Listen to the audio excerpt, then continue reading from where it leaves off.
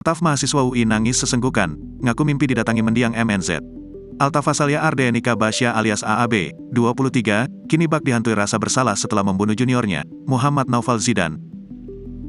Mahasiswa sastra Rusia Universitas Indonesia ini menangis sesenggukan menyampaikan rasa takutnya hingga terbawa ke alam mimpi.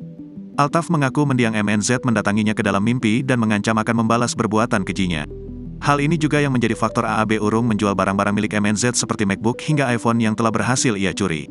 Niatnya mau dijual, barang-barang korban, tapi belum sempat, karena pelaku ini sejak kejadian itu ketika tertidur didatangi korban di mimpinya dan pelaku diancam dibunuh oleh korban dalam mimpinya, ujar Wakasat Reskrim Polrestro Depok, AKP Nirwan Pohan, saat memimpin ungkap kasusnya, dilansir tribunjakarta.com, Sabtu, tanggal 5 Agustus tahun 2023.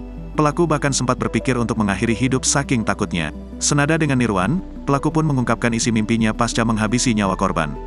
Mimpi itu adalah pertanda, beberapa waktu lalu saya ditangkap terus dibunuh sama korban dan disaksikan banyak orang, ujar AAB di lokasi yang sama. Kini, Altaf hanya bisa menyesali perbuatannya dan meminta maaf di Polres Metro Depok. Pelaku juga mengatakan bersedia menerima hukuman dan segala konsekuensi atas perbuatannya.